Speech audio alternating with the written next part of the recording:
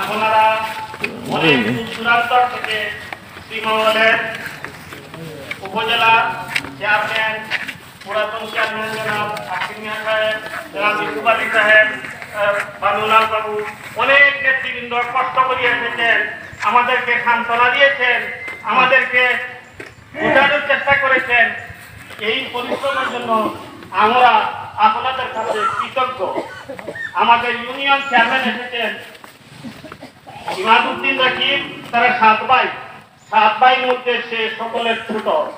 যেহেতু সে সকলের ছোট, সমাজে এখনো মানুষের সাথে তার এরকম চলাফেরা হয় নাই, তারপরেও যতটুকু হয়েছে আমাদের ইউনিয়ন চেয়ারম্যান গতকাল আমাকে বলেছেন যে তার ব্যবহারে তাকে আমি বসাইয়া চা খাওয়াই। এই ধরনের মানুষের সাথে তার ব্যবহার ছিল। তারপরেও যদি